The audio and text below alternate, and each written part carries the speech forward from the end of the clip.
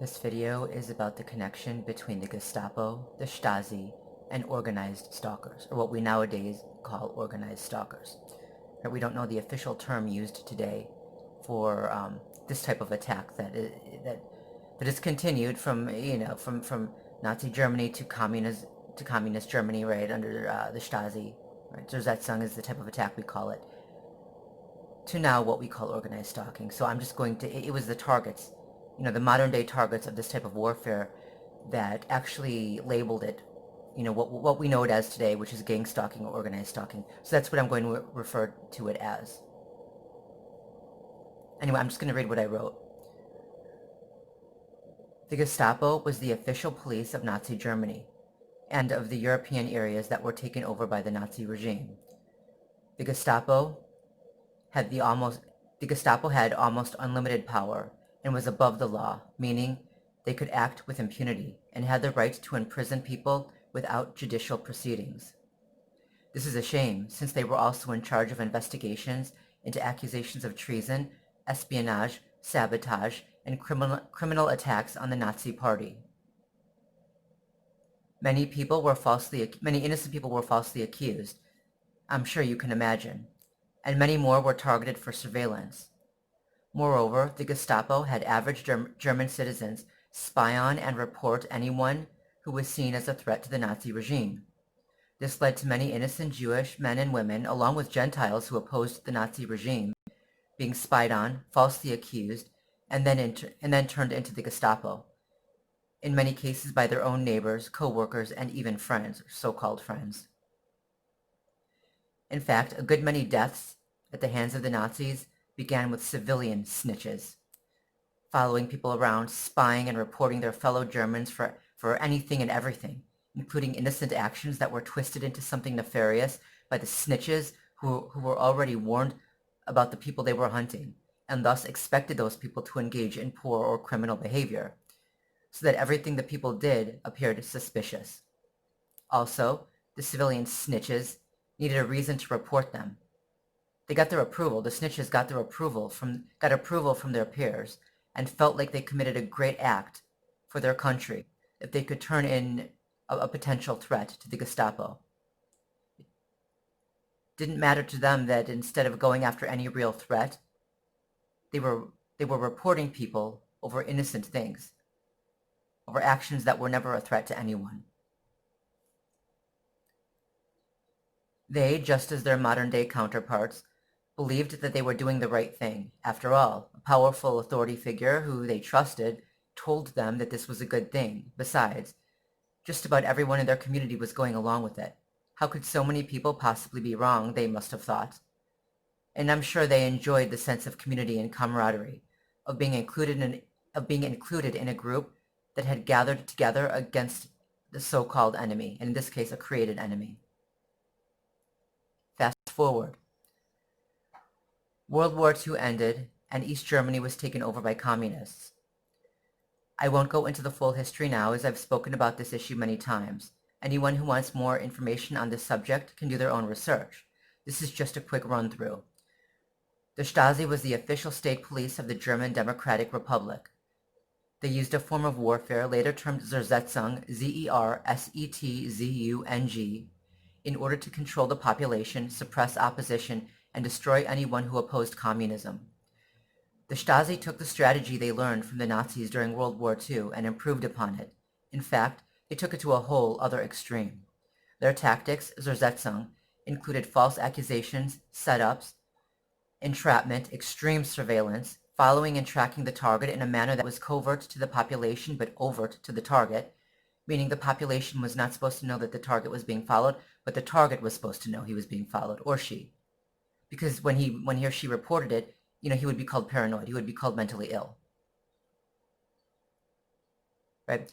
It was meant for him or her to know that he was being followed. The extreme surveillance also included in-home monitoring, aka bugging phone lines, etc.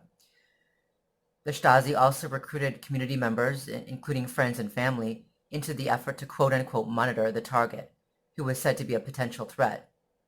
It got to the point where the target couldn't take a dump on the toilet without the Stasi knowing that he was doing it at that time. This is sick. No one should have that much control over someone else's life. Not in a free society, anyway. They would break into the target's home and move things around, leave a window open, or perform some other action that was meant to show the target that even his or her home was being invaded, and that there was no place to run and no place to hide. This was conquest.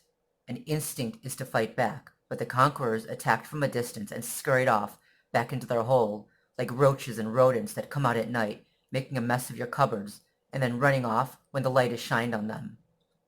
The lack of ability to get anywhere near the actual attackers was, by itself, almost enough to drive the targets to eventual outbursts at random people. They just started lashing out at people. Plus, they never knew who they could trust, who was one of them and who wasn't. Right? It would drive them crazy. It would drive them mad to just start punching at the air and swinging at anyone who passed, as they learned that no one could be trusted. Not even their friends. Also, having no place to take shelter, knowing that even your own private space has been infiltrated, aids in the psychological destruction of targeted individuals. Simply having some place to take refuge for a little while brings at least some relief, albeit short-lived. Sometimes, having that breather, that moment away, is enough to pull a person back from the brink. For that reason, the Stasi made damn sure that their targets were deprived of even a moment away from them, even a minute where they felt alone, unobserved, and free. The purpose was to speed up the target's psychological decline. In fact, when the Stasi broke into the target's home, they took actions that would lead to the target being deemed insane if he or she complained about them. Things totally unbelievable. Why, after all, would someone break into your home just to open a window, but take nothing of monetary value? The target would seem crazy if he or she reported it to legitimate authorities. A major effort was put into driving the target to report things that were happening, only to have him or her labeled with a mental disorder, as well as all accusations were denied by the criminals running the sick program. And you think the people involved would pick up on this, right? The target is complaining about being followed and tracked and monitored, among other things, and the people who are engaging in following and tracking and monitoring the target refuse to say anything, but they believe the mental illness diagnosis, even though he's being called mentally ill for complaining about something that they know damn well is happening because they're involved in it.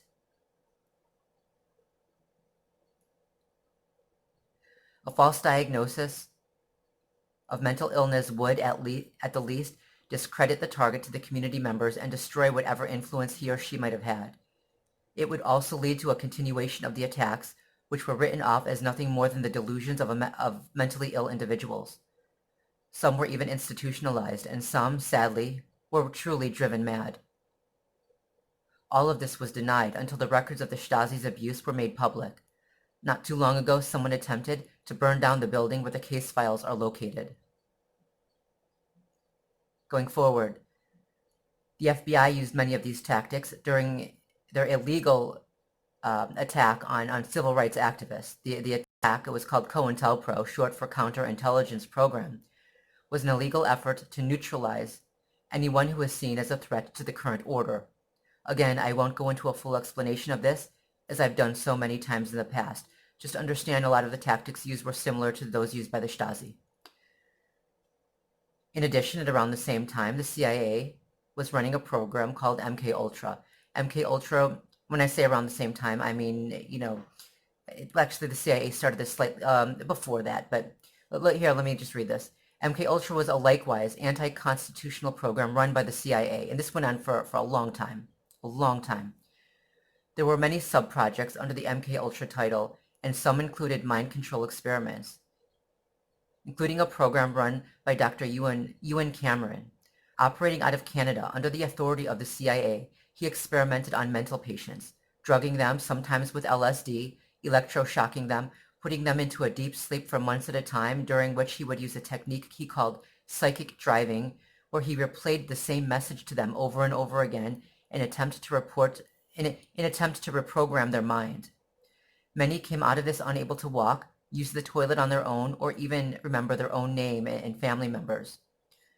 Eventually, some of Dr. Cameron's victims won a settlement after attempting to sue the CIA.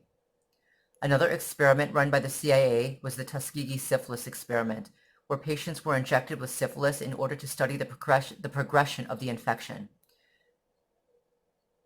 The patient's non-CIA doctors were told by the CIA to refrain from treating the patients and to tell them that they were perfectly fine, even if they were dying.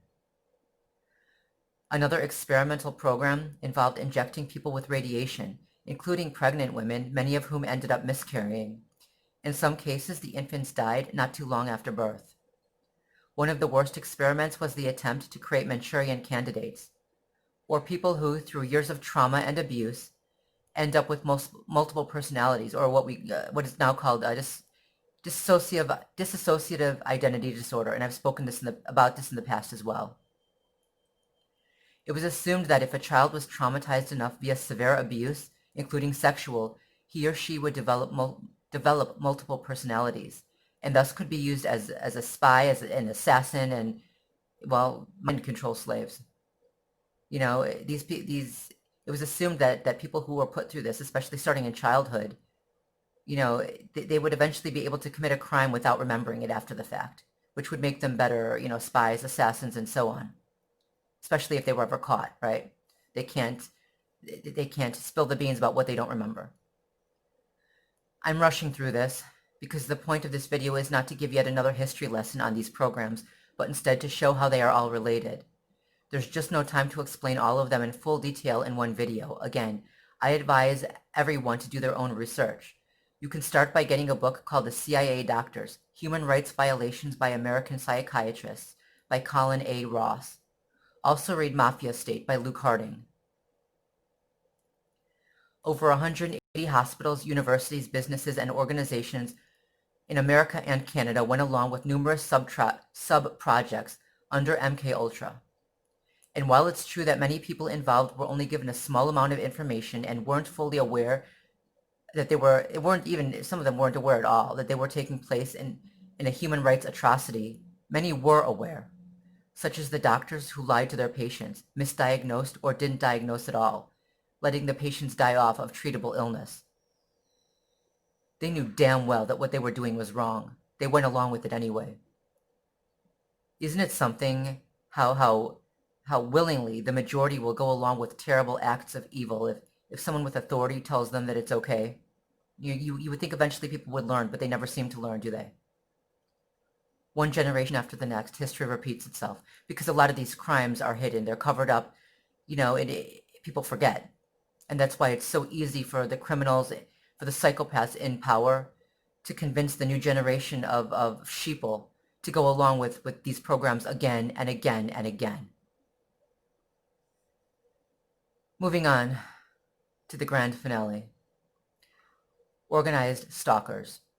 The crime that we nowadays call organized stalking, some people refer to it as gang stalking. I don't like that term because it implies street gangs, and street gangs are not running this program. They can be used, but they're not running it. The crime that we nowadays call organized stalking is a form of modern-day Zersetzung, with some characteristics of MKUltra's mind control experiments thrown in. With the technology that exists today, it's easier than ever for those with wicked intent to gather mobs against individuals, to track certain people wherever they go, and even to deceive legitimate community watch programs into tracking innocent people who have been falsely accused of everything horrible. Tactics of organized stalking include, first of all, I want to say this beforehand, a target of organized stalking is almost always prevented from telling his or her side of the story. He's not allowed a defense. Okay? His or her constitutional right to a defense is taken away. Okay, if you see someone who's being accused of all kinds of things and they're not allowed to tell their side, assume that person is innocent, always. This is America, after all, innocent until proven guilty, right? Okay. Some tactics of organized stalking. I can't list them all here. A massive smear campaign that involves lies, slander, defamation, character assassination, false accusations, setups, where the target is made to look guilty of a crime that he or she did not commit. This and worse. This is done to recruit community members and even friends and family into the campaign against the target. And if they won't join in, if they don't want to join in, then it's at least to convince them to sit back and do nothing. as the target's privacy, freedom, and life is being violated and destroyed. This also leads to the target in many cases being run out of society. Remember, the target is being followed around and lied about to anyone he or she might encounter. Consider the consequences. Some of the criminals running this program impersonate law enforcement in order to convince community members to go along with their agenda. Stalking is what it's called organized stalking for a reason. I suggest you look up the definition of stalking for your state. Following a target around, tracking his or her movements. Also having civilian snitches, civilian spies track a target's movement and location and report back to a superior. This is how the criminal stalkers keep tabs on the target 24/7. This is endangering the target's life. Everyone who is involved in helping these psychopaths keep tabs on the target is endangering the target's life. Now you know. This is done in a manner that is covert to other people around the perpetrators and the target, but overt to the target. He is meant to know that he is being followed, but is never told why or by who. Sick, isn't it? And once people are quote-unquote warned about the target, they'll be recruited into that, so they'll know that the target is also being watched and tracked. But the masses will not, right? Anyone who hasn't been told about it, they're not going to know the target is being followed, and when the target complains, they're going to think he's crazy. And even the people, the perpetrators who are involved in it, they're not going to admit that yes, they're tracking and following the target. So even when the target is called mentally ill for complaining about being followed and tracked, they're not going to put two and two together. They're going to believe the mental illness excuse. I think I've said that already, but it needs to be said again. The stupidity. Illegal surveillance, this includes placing hidden cameras and audio inside a target's home, in addition to computer and cell phone hacking in order to obtain personal and private information. And those video cameras are also put in bedrooms and bathrooms, by the way. And that information is then used against the target later, either as blackmail or worse. Comments are made to the target to show him or her that he or she is being watched in private. This is absolutely perverse. Mail tampering is also done. Illegally entering a target's home and moving things around, or leaving a window open, turning back a clock, etc., and other things, in order to show the target that even his home is being invaded and violated. Yet in a manner that is so unbelievable that when he or she goes to the cops for help, he or she will most likely be deemed mentally ill. Which then further hinders the target's ability to get help in the future. Convincing store employees to tell the target that they don't have the item that he or she is looking for, and even in some cases, purchasing the entire stock of whatever item the target needed, and then walking by him, items in cart, almost as if to boast about it. Tampering with food and drink the target has at home, and even in the store if they know what he or she is going to purchase. This also happens at restaurants, and in some cases has even involved employees putting some substance into the target's food. They might not even have known what it was, but the people who put sharp objects in a target's food knew damn well that they were doing something wrong. Again, it never ceases to amaze me just how many people will go along with evil acts. If someone with power told them that it's okay, or if their peers are doing it, or if there's a smear campaign and they're just joining in with the pack. They want to get approval from the pack, so they get that over the target. And these are not people who are exceptionally evil. These are ordinary people who do this, and it's always been that way. Next, perpetrators pretending to be targets while falsely accusing targets of being perpetrators. Be very careful. Again, if someone is not being allowed to defend, you can assume that's probably the target. Okay, directed conversation and or street theater. Perpetrators are told to either say something specific directly to the target, or they're told to carry on a skit within earshot of the target, to make certain comments, etc. They also might be told to wear or carry a certain item. The comments made are meant to refer to something personal in the target's life, and also in many cases to show the target that he or she is being listened to and even watched in private. Example, maybe the target slipped in the shower that morning and then had peanut butter and strawberry jelly for breakfast that morning. The perpetrators might be told to joke about how clumsy people are and how they should try not to slip in the shower. And then they might go on to make a comment about how silly it is to have peanut butter and strawberry jelly for breakfast. Now, a coincidence might happen every now and then, but when this keeps happening, the target is going to become aware that something is just not right. And at some point, he or she will begin to experience paranoia, obviously, and that's the point. To make him or her feel watched 24/7, even in private, even in the bedroom. And because paranoia is considered a mental disorder. So they write it off as a mental disorder instead of accepting that this is really happening. Some perpetrators, so the perpetrators might not even know the meaning of what they're told to say. Some might even think this is a joke. And others who have joined this campaign under the guise of a community watch program might be under the impression that they're trying to monitor and stop a potential threat. Pity they never ask themselves the one-word question. Why? Not why are you trying to stop a threat, but why are you being asked to take the actions that you're being asked to take? How does this make sense? How does it make sense to do this or do that? Or does this seem maybe counterproductive? The specific thing you were asked to do. Ask why. Think about it. What purpose is served by making these comments or gestures or wearing a certain item of clothing? How is this going to stop a potential threat? In fact, in some cases, doesn't it seem like it's meant to provoke? For some people who were actually asked to maybe shove a target or something, you're trying to provoke a target. You're not trying to stop a potential threat. Sadly, perpetrators, past and present, rarely question the validity of the orders they're given. They want to believe that they're doing the right thing, and those who have been lied to about the target want to believe those lies. It's the only way they can justify what they've done, are doing, and plan on doing in the future. So they lie to themselves in order to justify themselves. In the end, the target will probably meet one of three terrible fates. At the least, he will be discredited with a false mental illness diagnosis when he complains about what is taking place, and the perpetrators lie and deny everything. Yeah, you're the good guys, right? But you're going to go along with setting up someone for a false mental health diagnosis when he complains about something that you know damn well is happening? The hell is wrong with you? He might even be institutionalized. In the end, this allows the attackers to continue their abuse with impunity, since no one will take them seriously again. Suicide is also a possible outcome. And finally, the target might be in prison for finally snapping and attacking other perpetrators, or random people whose intent he can no longer be sure of. Understand, all of the attacks mentioned, and worse, are going on at the same time in the target's life.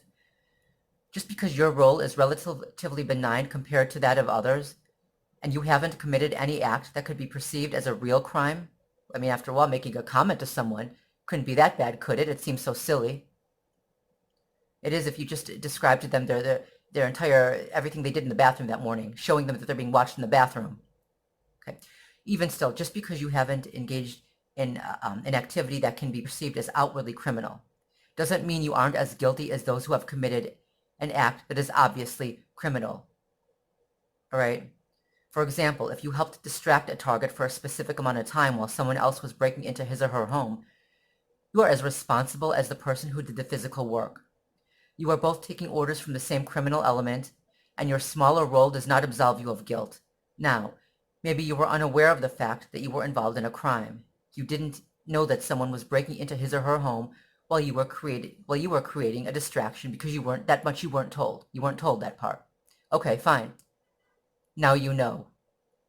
Now you've been made aware of how this works, at least to some extent. I obviously can't explain everything here. Any choice you make from this point on, you make with intent. And let's face it, a lot of you, not all of you, but a lot of you, go along with this because you enjoy it. It makes you feel special to be involved in a secret group that is gathering together against a common enemy, especially since deep down, even though you've worked yourself up over the target, you are in a group when the target is alone. You have power and resources the target doesn't have. You don't believe the target is a real threat. You don't believe the target can really do anything to you. How can he or she? Come on. This gives you the illusion of battle without any real battle. It's a coward's war. If it wasn't for this depraved nature that causes people to get pleasure from this kind of thing, people might not have become involved in this to begin with. The obvious criminal activity is easy to point out. Anyone who has, for example, engaged in illegally entering someone's home without their permission and tampering with food, moving things around, setting up illegal surveillance, lying about the target, falsely accusing the target, provoking the target just so that they can report the target, okay? Whoever does these things, they know damn well that what they're doing is wrong. No amount of lying by the organizers of this sick program is enough to convince a sane, mentally stable, non-psychopathic human being that poisoning people, watching them in the bathroom, trying to drive them insane, and setting them up for a false accusation, meaning provoking them just so that they can report them, is a good thing. Or is somehow for the betterment of the community. If you had a real threat to fight, you wouldn't have to set a person up, would you? Think about it, please. Even still, not all people involved in the sick program commit acts that are clearly criminal. As for the less obvious forms of organized stalking, for example, have you been asked to make a certain comment or gesture to or around a specific person? Did it seem strange, kind of off maybe? Maybe you were asked to wear a specific garment or color or to carry with you some item for the target to notice. Were you asked to make a certain gesture, but also... See, I don't want to make the gestures here because I don't want to create copycats who are just going to screw with people, intentionally. Maybe you were told to do something strange, like wave a certain object in the target's location or in his direction, when you know that he or she is paying attention. If you were asked to interact with another person in any such manner, you must go to that person and explain to him or her what you were asked to do. You must speak up. If you are currently involved in this, speak up. Though for everyone else, be very careful, as actual perpetrators will project and attempt to set actual targets up as perpetrators. All right, so for example, someone might tell you to, go here and do this, and and say, oh, well, that other person told me to tell you this. Don't assume that it was the other person who told them that. Okay, be very careful. Even still, to keep it safe, report any group or organization that gives orders to engage in such activity. Tell the world about these groups. I don't care who they are. Out them. Much like Zerzetzung, COINTELPRO, and MKUltra, all of this is being denied. And once they're no longer able to deny the tactics they're using, they'll try to justify them. They will lie, twist facts, distort their intent, whatever it takes to convince the masses as well as the perpetrators they have working for them that this was all done with good intent for the betterment of society. Do not believe them. Do you understand how many constitutional rights they have violated by doing this? They're destroying our nation, and they're making it the norm. Understand whoever is running this program seeks to destroy all close relationships that the target has to other human beings. Imagine what becomes of someone who has seemingly powerful authority figures following him or her around, quote-unquote warning the community about him or her. They're trying to cut all ties the target has to other human beings, to isolate the target by turning his or her friends and even family against him or her, and using them as a weapon. He learns to trust no one, and thus he has no one. This also makes him easier to target if he doesn't have anyone who can defend him. His memories of friendship are darkened by betrayal. He is now more likely to act with violence against other human beings. He also is being turned into a weapon. This isn't an attempt to stop a potential threat, but instead to create one. Trying to figure out who people are, what their intent is not always easy, though I do know that not all involved in this are bad people. Many have been fooled. They have all been lied to, and most have fallen for the same tactics used for generations now. Someone with authority told them that the target is a potential threat, and that they'll be helping the community by quote-unquote monitoring the target and reporting his or her every move to, really, the modern-day Gestapo. That's what it is, isn't it? It's not actually what it's called today. It goes by many names, I'm sure, as civilians are recruited into this for many reasons. It was the targets who named it organized stalking, modern-day targets, or gang stalking. Whoever is running this program most likely uses whatever groups, organizations, and civilians they can, from community watch groups to actual hate groups. They get everyone they can involved in the Zerzetzung-style attack on the target. I once heard someone say regarding the Holocaust, sure, there were some righteous people who understood that what was happening was wrong, but they never spoke up. So what good are they? I agree with what he said. If people know something is wrong and they won't stand up against it, what the hell good are they? But,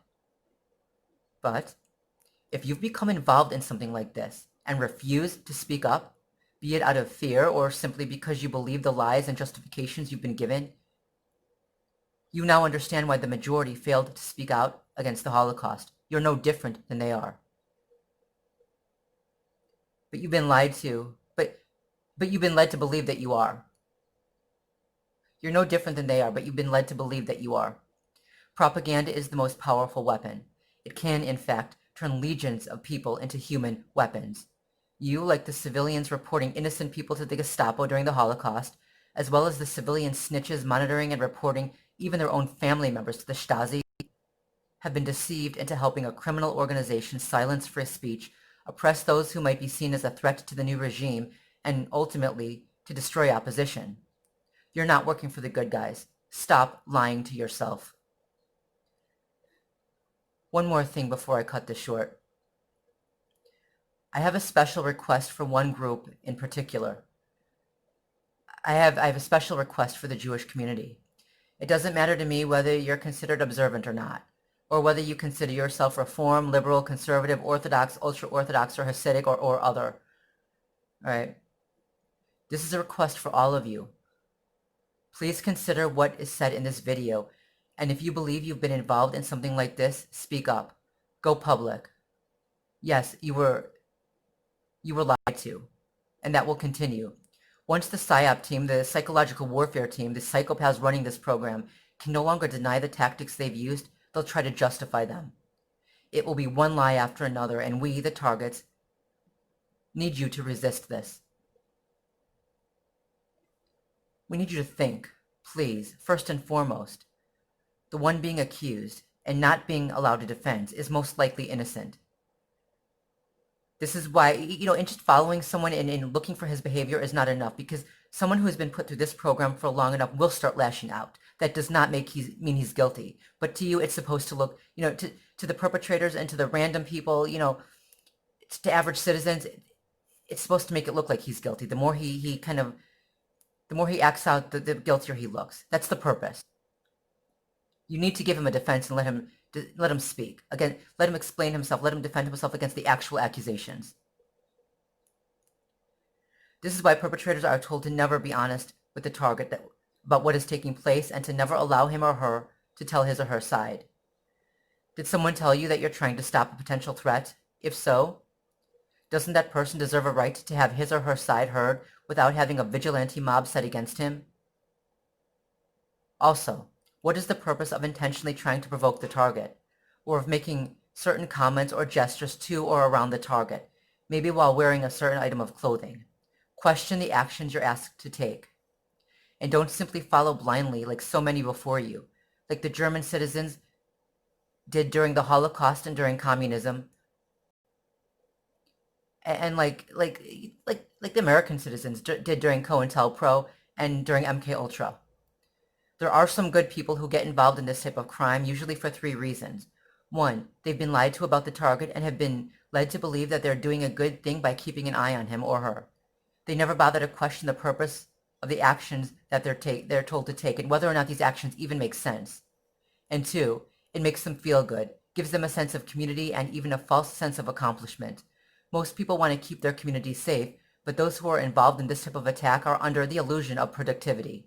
Okay? It is the illusion of productivity. In reality, they're not keeping their community safe. They're not fighting any real threat. They're working for the real threat. Instead, they're attacking the easiest targets they can find. Someone who is not their natural enemy, but will start swinging back if the attacks have lasted for long enough and have become severe enough. This then becomes a self-fulfilled expectation on the part of the community. Understand, if you're involved in this, anyone who's involved in this, then you're involved in a massive attack on the target. Your one provocation is only a small part of a much larger attack that has, in some cases, been going on for years. The point is to break the target down to a place where he or she really does go screaming mad and possibly becomes violent and begins lashing out. If this happens, it is meant as a self-fulfilled prophecy for you. You see someone behaving erratically or lashing out violently, and then it's easier to believe the lies that you were told about him or her. Okay, you don't even realize that your role is to provoke him or her to that final outburst, not to prevent one. I will leave you with this. The wicked man says, I was given power, now do as I say. The righteous man says, I was given power, now how can I use it for the benefit of all? I know you're not God. I know you can't just snap your fingers and fix everything in the world. But there are certain things you can do, such as deal with this situation to make the other unchangeable hardships of life a little more bearable. I'm asking for your help. Peace.